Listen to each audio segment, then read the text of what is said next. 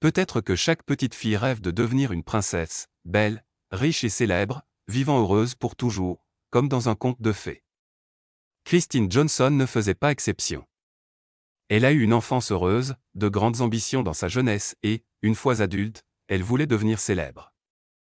Et cela s'est produit, non pas à cause de ses talents exceptionnels, mais à cause de la cruauté exceptionnelle de son assassin. Christine Johnson est née en 1980 à Santa Clara, Californie, États-Unis. Elle vivait avec ses parents, sa mère Teresa et son père Kirk Johnson.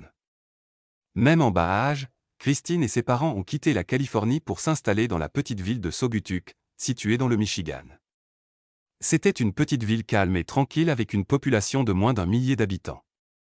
La ville était confortable et belle, elle semblait être l'endroit le plus sûr que l'on puisse trouver pour construire un avenir heureux. Le taux de criminalité était extrêmement faible, les habitants ne fermaient pas les portes de leur maison, ne craignant même pas les intrus. La communauté de la population locale reposait sur le fait que tout le monde se connaissait. La jeune Christine avait un frère, Derek, quelques années plus âgé que lui. Leur famille s'est avérée amicale et heureuse. Cependant, l'idylle familiale a été perturbée lorsque les Johnson ont décidé de se séparer. Cependant, ils sont restés en bons termes pour le bien des enfants. Christine et son frère vivent en alternance avec leur père et leur mère, comme l'exige le plan de garde. En raison de cette situation, la jeune fille a rapidement rejoint la vie familiale. Elle a commencé à aider sa mère à l'âge de 12 ans. Cela concernait également le budget familial. Christine essayait de trouver au moins un travail pour être indépendante et ne pas demander d'argent à ses parents. Plus tard, le frère aîné a rejoint l'armée, après quoi il a décidé de devenir soldat professionnel. À cette époque, la jeune fille était au lycée. Devenue indépendante, Christine a pris sa vie entièrement en main. Son intelligence l'Y a aidé, tout comme sa beauté naturelle. En même temps, elle était très joyeuse et une causeuse intéressante. Christine avait fière allure, en partie grâce à son mode de vie actif et sain. Les proches admiraient la beauté de la jeune fille et lui conseillaient de conquérir Hollywood. Elle s'intéressait surtout à la voile, au surf et à tout ce qui concernait l'eau. Elle a pratiqué ces sports lorsqu'elle est allée en Californie rendre visite à sa grand-mère.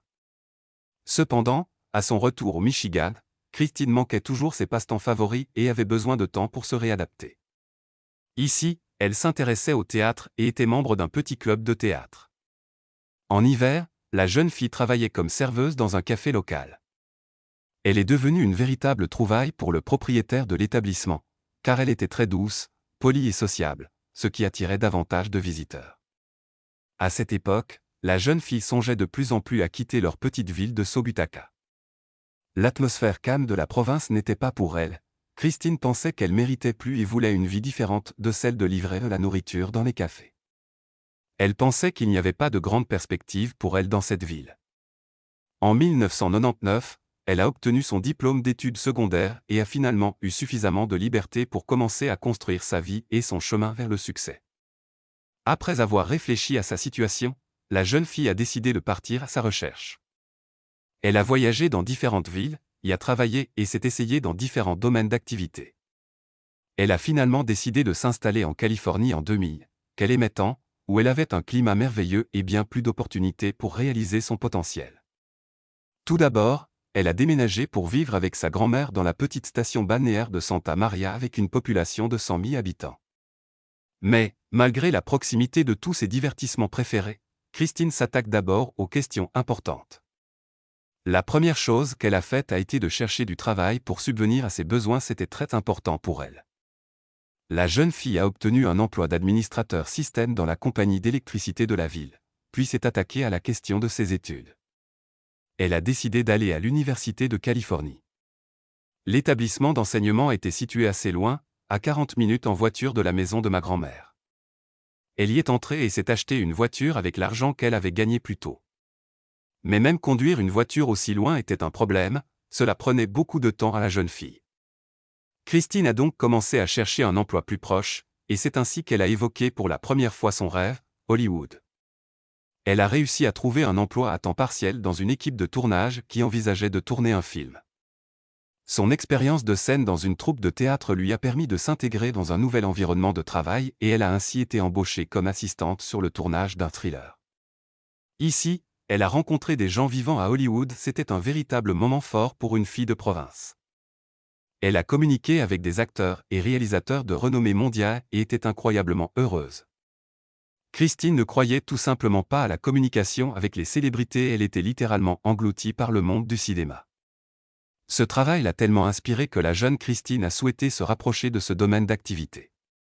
Elle s'est inscrite à des cours de maquillage professionnel, où elle a été enseignée par des maquilleurs hollywoodiens.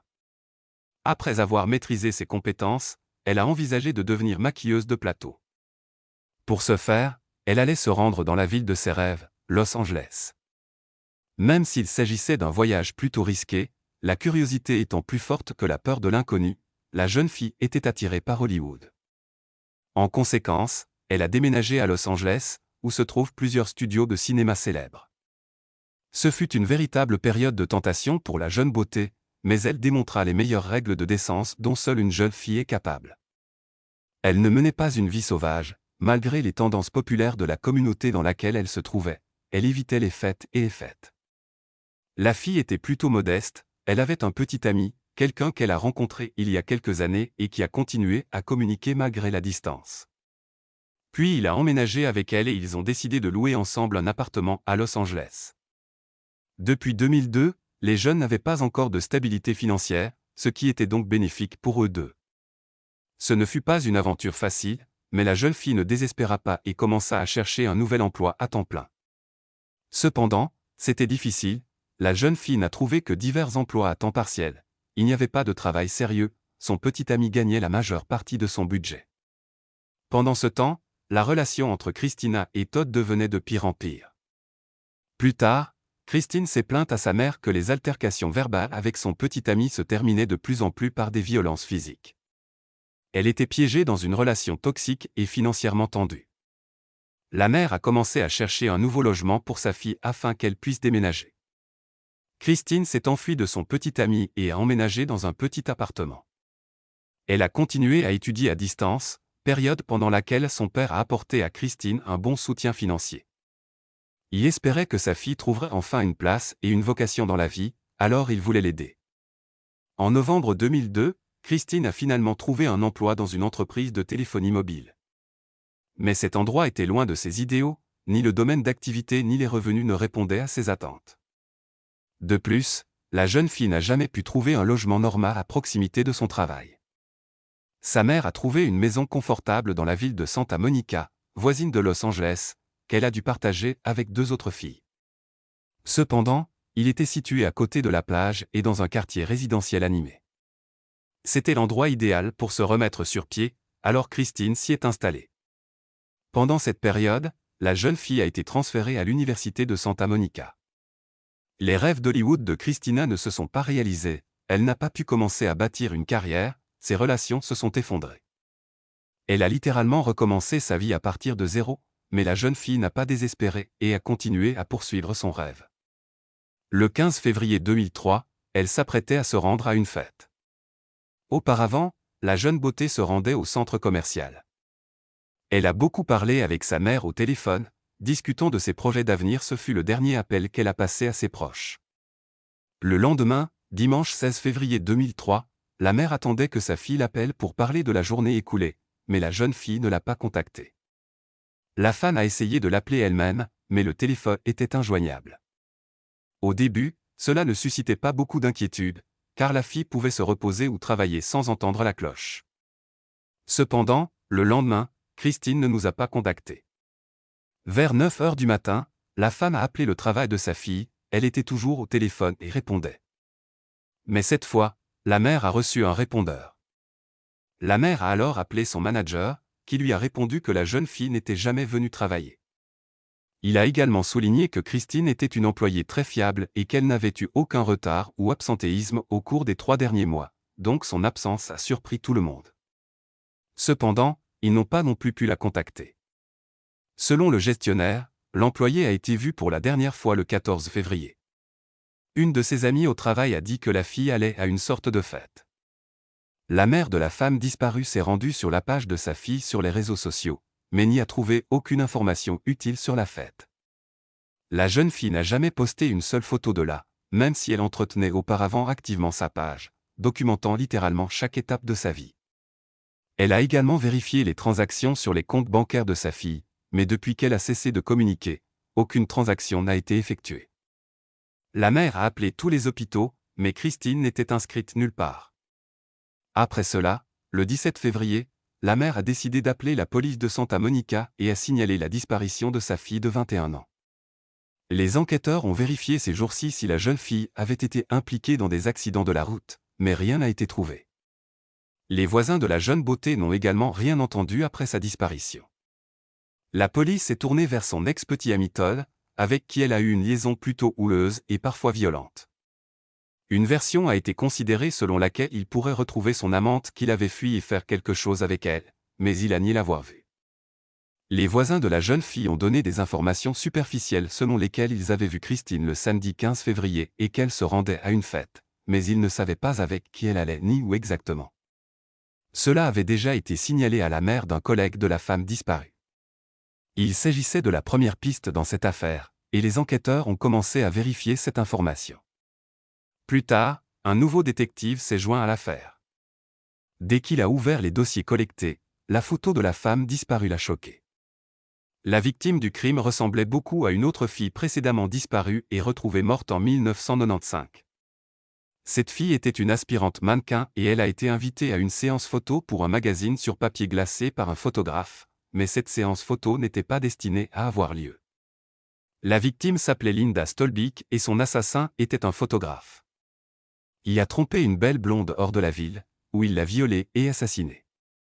Mais le policier savait aussi que l'assassin de Linda était déjà en prison à ce moment-là et ne pouvait pas être physiquement impliqué dans cette affaire. Cependant, il pourrait s'agir d'un imitateur de Châle qui s'est inspiré de son ingéniosité et a agi selon son schéma. Les détectives devaient obtenir au moins quelque chose en rapport avec la jeune fille, c'est pourquoi sa voiture, une Mazda Miata blanche, a été inscrite sur la liste des personnes recherchées.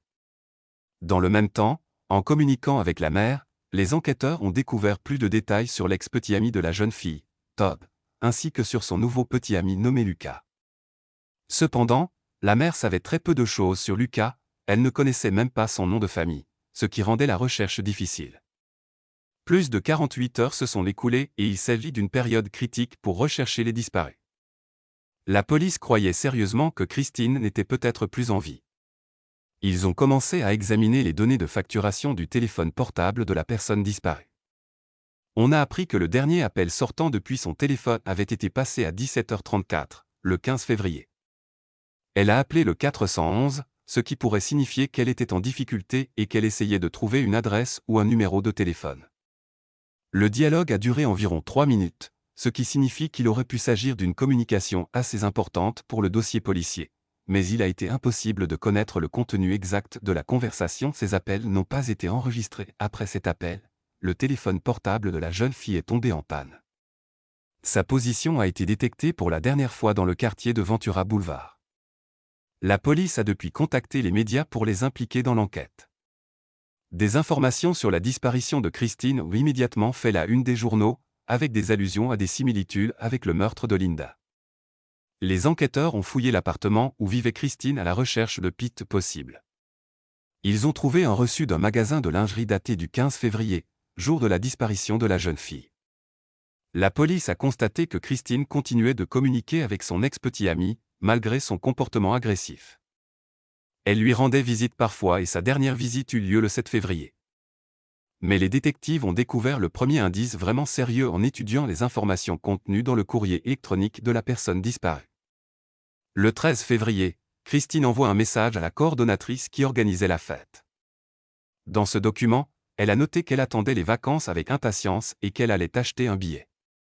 Elle a été informée que toutes les places étaient épuisées, mais elle a été inscrite sur une liste d'attente spéciale. Il s'agit d'un stratagème courant lorsque les organisateurs de tels événements de célébrités veulent tromper les visiteurs et leur proposer des billets trop chers.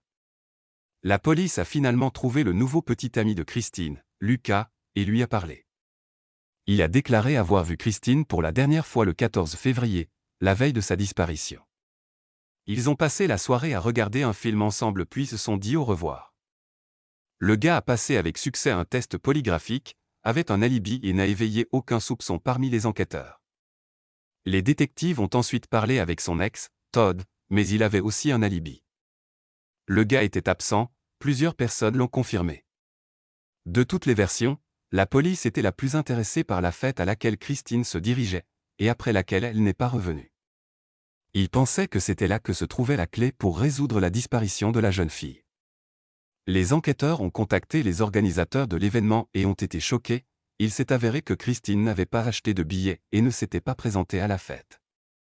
Mais où aurait-elle pu aller alors? Pour restituer la chronologie des événements de cette soirée fatidique, la police a vérifié les transactions payées avec la carte bancaire de la personne disparue. Grâce à cela, les forces de l'ordre ont identifié et contrôlé tous les magasins où se trouvait Christine ce jour-là. Ils recherchaient des images de vidéosurveillance susceptibles de montrer des événements ou des indices inhabituels. Cette vérification a pris beaucoup de temps. Alors que la police étudiait toutes les informations, la police a reçu un appel alarmant. Une femme nommée Suzanne Murphy a signalé une personne suspecte. Elle a raconté une courte histoire sur sa rencontre dans un magasin avec un certain Victor Thomas, qui se présentait comme le représentant d'une société cinématographique qui participait au casting du nouveau James Bond. Elle a dit qu'il avait fait pression sur elle, l'avait invitée à jouer le rôle d'une Bond girl, admirant sa beauté, l'avait persuadée de participer au casting, mais elle semblait méfiante et la femme avait réussi à refuser au dernier moment. En renfort, son mari, ancien policier, est allé à sa rencontre. Il a personnellement parlé avec Victor et a essayé d'obtenir de lui des informations sur les intentions de l'homme. Cependant, il s'est échappé sans donner d'informations précieuses. Mais Suzanne a vérifié tout ce qu'elle savait de lui, et il s'est avéré qu'il mentait, Victor Thomas n'avait rien à voir avec le cinéma, une telle personne n'existait pas du tout. Probablement, l'homme a eu cette information, comme l'assassin de Linda Sobika, et a donc voulu rencontrer une belle fille, mais on ne sait pas dans quel but. Même si l'histoire de Suzanne s'est bien terminée, Victor était toujours libre et pouvait continuer à mener ses affaires. Il était donc urgent de vérifier ces informations et de retrouver Victor. Peut-être avait-il de mauvaises intentions. Les enquêteurs ont vérifié tous les magasins où Christine faisait ses courses le jour de sa disparition, vérifié les images des caméras, mais n'ont rien trouvé d'intéressant. Ensuite, ils ont décidé d'aller faire du shopping et de parler au personnel. Lors d'une conversation avec les vendeurs, la police a décrit Victor, qui harcelait de belles filles, et dans l'un des points de vente, la vendeuse a déclaré qu'elle avait vu une personne similaire, mais la femme ne pouvait plus donner d'indices précieux. Un artiste est arrivé sur les lieux pour dresser le portrait du suspect. La recherche de Christine s'est accélérée, la police a envoyé des chiens et des bénévoles dans la zone où elle a pris contact pour la dernière fois et a appelé la ligne d'assistance. Pendant ce temps, des patrouilles et des bénévoles recherchaient la voiture et la femme disparue elle-même. La police a reçu de nombreuses informations selon lesquelles une voiture similaire avait été vue quelque part, mais tout cela s'est avéré être un mensonge. Le 24 février, la police reçoit enfin un appel important. Sa voiture, une Mazda Miata blanche, est retrouvée dans un parking situé à proximité du centre commercial où Christine faisait ses courses. Un criminologue est arrivé sur les lieux, a procédé à un examen approfondi, a recueilli les empreintes digitales et toutes les preuves qu'il a pu trouver à l'intérieur de la cabine. Il y avait une bouteille d'eau à l'arrière et ils ont également trouvé un téléphone portable manquant sur le siège avant. Mais la véritable surprise attendait les enquêteurs lorsqu'ils s'entretinrent avec l'agent de sécurité du parking. L'homme se souvient qu'il y a eu un petit incident avec cette voiture, la voiture est arrivée sur place à 17h45, mais elle était réservée par un autre client.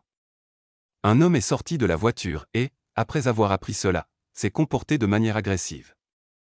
En réponse à l'avertissement de l'agent de sécurité, il lui a simplement jeté les clés de la voiture et est parti sans aucune explication.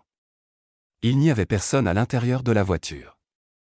Malheureusement, il n'y avait pas de caméra de vidéosurveillance sur le parking, il était donc impossible de voir le conducteur de la voiture. Aucune piste n'ayant été trouvée, les détectives sont retournés analyser les achats de la jeune fille ce jour-là et ont été stupéfaits. Le jour de sa disparition, Christine a acheté un ensemble de vêtements identiques à ceux décrits par Suzanne. Lorsque Victor l'a invitée au casting, il a demandé à Suzanne d'acheter une mini-jupe noire, une chemise blanche, des bas et des chaussures les plus courtes possibles. Tous ces articles ont été payés avec la carte bancaire de Christine. La police ne pensait pas qu'il s'agissait d'une coïncidence, ce qui signifiait qu'elle aurait pu tomber amoureuse d'un escroc dont les intentions étaient aussi floues que celles de Suzanne. Mais heureusement, elle était accompagnée de son mari. Cependant, il n'y avait aucune information sur Victor et les enquêteurs ne savaient pas comment le retrouver. La police s'est à nouveau tournée vers les filles avec lesquelles vivait la femme disparue. Ils se souvenaient que Christine allait effectivement à un casting, mais ne se souvenaient pas des détails. Au cours de la conversation, ils ont rappelé qu'il était définitivement associé à James Bond. Ils ont dit que Christine était très excitée avant cet événement et que la description des vêtements dans lesquels elle avait quitté la maison, une chemise et une mini-jupe, correspondait exactement aux craintes des policiers. Christine avait peur d'être en retard à l'audition, prévue à 17h30. Elle portait la même tenue révélatrice que celle que l'agresseur avait demandé à Suzanne, et probablement à Christine, de porter. Les détectives ont continué à examiner les images des caméras encore et encore pour retrouver Victor, et il a finalement été retrouvé. Dans le magasin où les employés se souvenaient de lui, mais la qualité des matériaux était si mauvaise qu'ils ne pouvaient pas voir les traits de son visage. Cependant, c'était déjà un indice. Les enquêteurs, avec l'aide des témoignages, ont pu reconstituer l'apparence présumée du criminel. Le 26 février, un portrait robot du principal suspect de la disparition de la jeune beauté avait été dressé. L'un des détectives expérimentés, qui s'est familiarisé avec les éléments de l'affaire, l'a reconnu comme étant Victor Poliologus, qui avait récemment été libéré sous condition, soit le 20 janvier 2003. Il avait déjà été reconnu coupable de crimes sexuels. Dans son passé criminel mouvementé, il y a eu un épisode au cours duquel il a attiré de la même manière une fan nommée Christine Kluga dans son appartement. Il l'a invitée à une soirée où de nombreuses célébrités seraient présentes. Quand elle est arrivée, c'était calme et vide. Il a commencé à la harceler et, lorsque la femme a résisté, il a attaqué. Le criminel a utilisé une corde, l'a étranglée, puis a voulu l'attacher pour la violer. Cependant, la victime a rassemblé ses forces, s'est libérée, s'est enfuie de l'appartement en courant et a pu demander de l'aide aux voisins. Victor Poliologus a également utilisé un appât pour la victime sous la forme de promesse de passer un casting et de participer à la fête, c'était pour lui un schéma standard. Ici, non loin des allées des stars, cela a parfaitement fonctionné. De nombreuses filles sont venues à Los Angeles à la recherche du rêve hollywoodien, et les agresseurs en ont profité. La première fois, l'agresseur a été condamné à une peine avec sursis pour avoir agressé une jeune fille. Puis il y a eu la tentative de viol de Cathy Divoun en 1998, où il se faisait passer pour Brian, un producteur de films. Pour cette attaque, il s'en est tiré avec une phrase très courte. Il y avait également toutes les raisons de croire qu'il détournait des fonds de l'entreprise où il travaillait auparavant. Par ailleurs, de nombreuses autres victimes de femmes qu'il avait tenté de violer ont été identifiées. Cependant, il a réussi à faire toutes ces déclarations à la police parce que les victimes n'avaient aucune preuve. Un jour, il a attaqué son ex-petite amie alors qu'il pénétrait par effraction chez elle. Il s'agissait également d'un crime sexuel bâclé, mais l'agresseur a emporté de l'argent et des bijoux dans l'appartement. Mais même ce crime, il s'en est sorti avec seulement une peine avec sursis. Plus tard, il y a eu un épisode plus grave, il a attiré une fille nommée Heather dans un piège. Comme les autres, il l'encourageait à s'habiller de la manière qui semblait l'exciter le plus. Il a ensuite tenté de l'attacher et de la violer. La jeune fille a réussi à s'échapper par miracle, elle a repoussé le criminel avec un talon aiguille pointu. Cela ne lui laissait que quelques secondes pour s'enfuir et se retrouver dans sa voiture. Elle l'a dénoncé à la police. Pour ce crime, Victor a été condamné à 2 ans de prison, mais le 20 janvier 2003, il a été libéré sous condition. C'était à peine 3 semaines avant la disparition de Christine. Il s'est avéré que dès sa libération, le criminel a repris ses anciennes habitudes. Au moment où la police a commencé à le rechercher, il était déjà en état d'arrestation.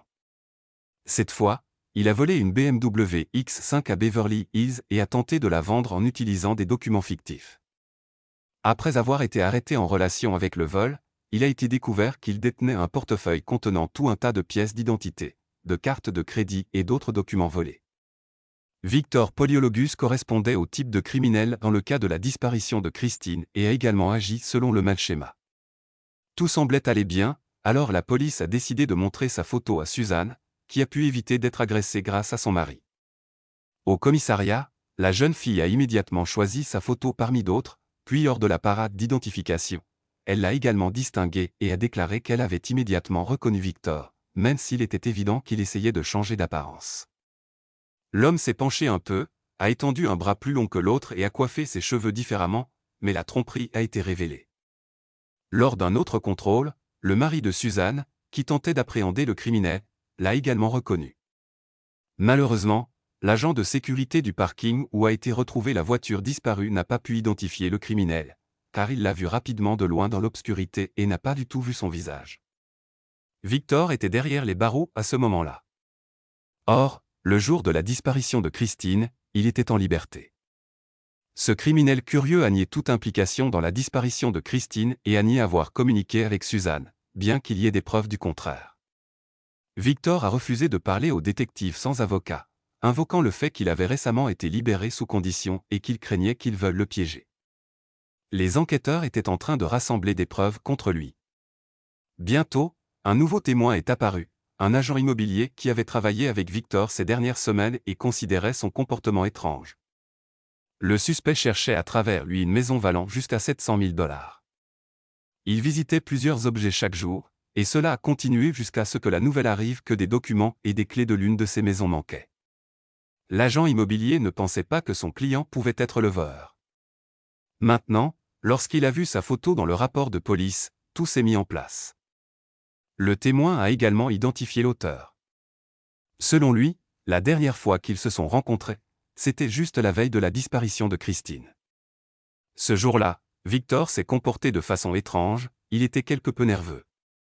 Dans l'une des maisons illustrées, il est entré dans les toilettes et a crié, testant ainsi l'isolation phonique. La police a suggéré qu'il pourrait ainsi choisir un endroit bien insonorisé pour commettre des crimes. La police a examiné chacune des maisons visitées par l'agresseur, en particulier cette maison à laquelle Victor a accordé une attention particulière. Il s'est avéré que cette maison était située dans la zone où le téléphone de la femme disparue avait sonné pour la dernière fois, ce qui était également suspect.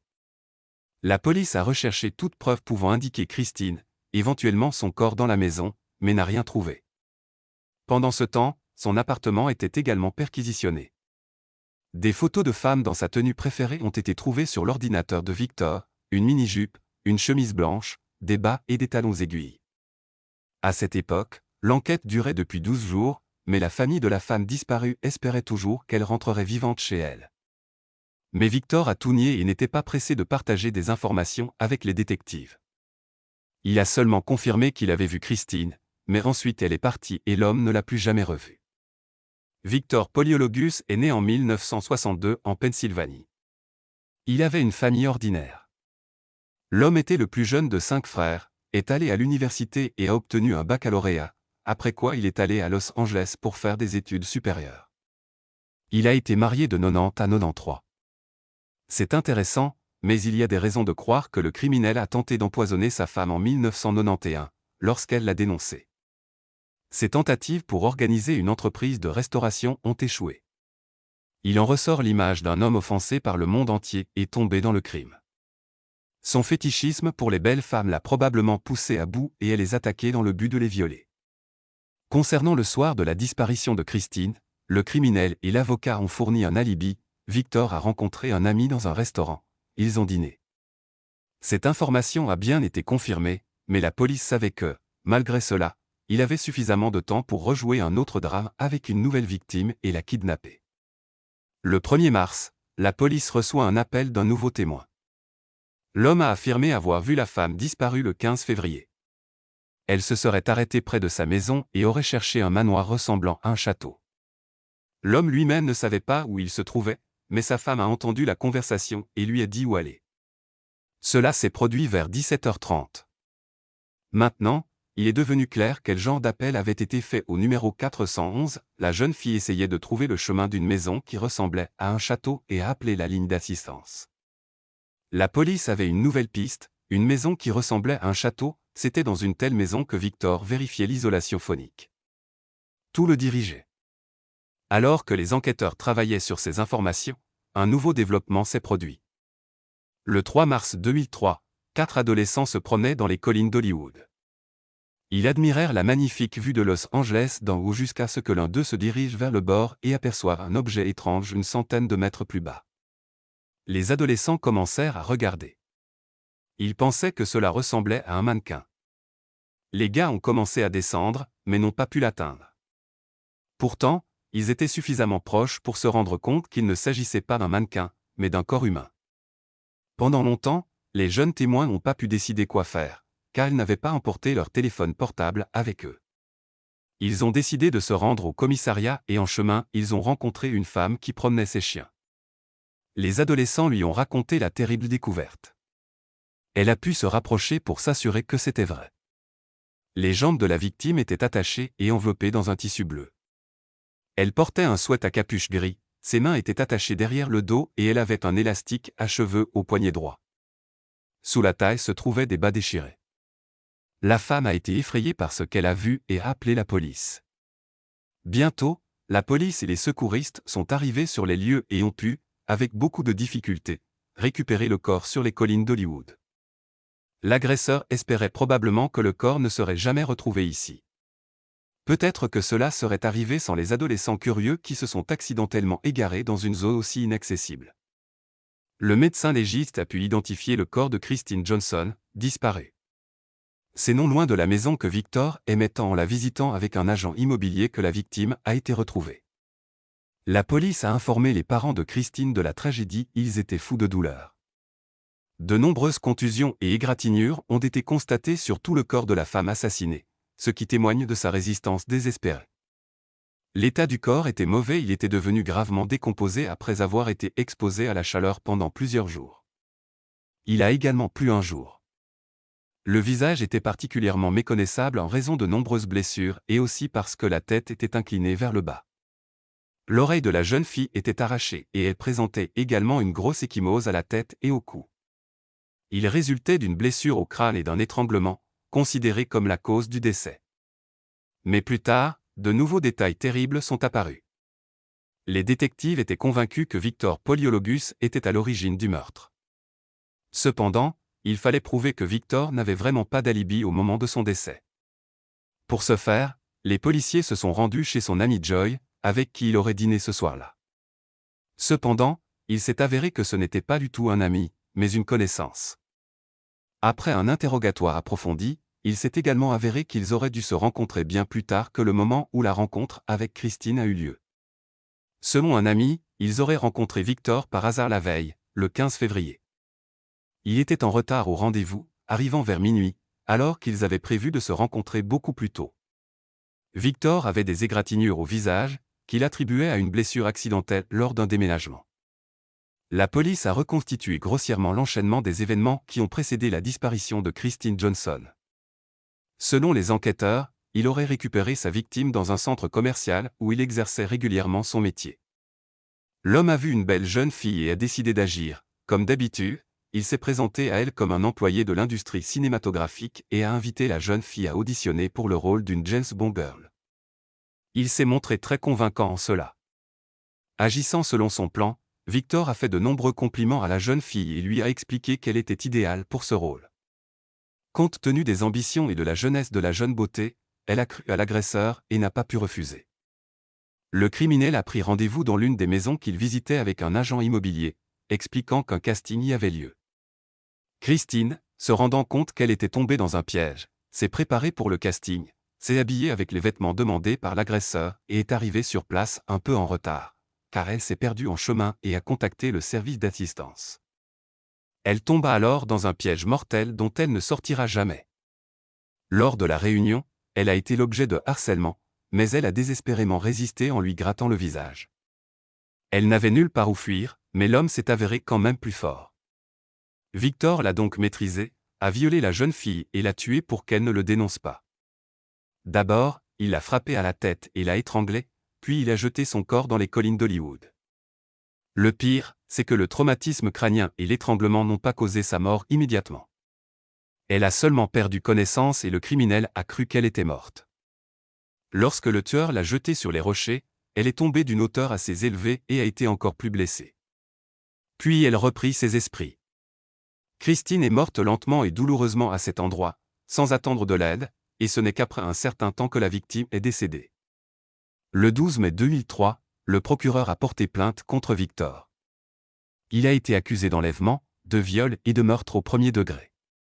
Cependant, La défense était tout à fait prête à défendre la liberté du client car il n'y avait aucune preuve directe contre lui. L'accusation avait devant elle une bataille difficile, c'est pourquoi les criminologues ont utilisé tous les arguments les plus convaincants. La défense a contesté l'heure du décès, soulignant la présence d'insectes trouvés sur le corps. Cependant, toutes les similitudes avec les victimes et les attaques précédentes de l'auteur ont été évoquées. Ces cas étaient si identiques qu'il fallait simplement les consacrer devant les tribunaux. Les préparatifs du procès ont été retardés et Victor Poliologus n'a comparu devant le tribunal qu'en juillet 2006. La défense s'est concentrée sur le fait que le bureau du procureur ne dispose pratiquement d'aucune preuve matérielle, pas d'ADN, d'empreintes digitales ou d'images de vidéosurveillance reliant Victor à la victime. Cela s'explique par le fait que le corps a été retrouvé 2 semaines après la disparition et qu'au cours de cette période, il s'était gravement décomposé, de sorte que toutes les preuves ont été détruites. Cependant, lorsque tous les témoins accusant Victor de harcèlement se sont prononcés au procès, l'avantage était du côté de l'accusation. Ils ont tout expliqué que cet homme était un manipulateur expérimenté. Il était si convaincant que même les plus méfiantes, comme Christina et Suzanne, l'ont d'abord cru et ont accepté de participer au casting, ne sachant pas ce qui les attendait. Il semblait que personne ne doutait que c'était son écriture et que c'était l'accusé qui avait tué Christina. Victor a donc utilisé son atout. Pour abolir la peine de mort, il a décidé de passer un accord avec le parquet et de plaider coupable d'un crime moindre. Il ne restait plus qu'à ce que les proches de la femme assassinée acceptent cet accord. À cette époque, le procès durait déjà 3 semaines et avançait peu, son issue était incertaine. Après tout le chagrin qu'elle a vécu, la famille du défunt a accepté de faire des concessions afin de le traduire en justice. Cependant, le jour du prononcé de la peine, l'accusé a écrit une requête de 11 pages au juge lui demandant de retirer son plaidoyer de culpabilité. Heureusement pour tous, il ne pouvait plus être annulé. Victor Poliologus a été reconnu coupable de tous les chefs d'accusation et condamné à la prison à vie avec possibilité de libération conditionnelle après 25 ans.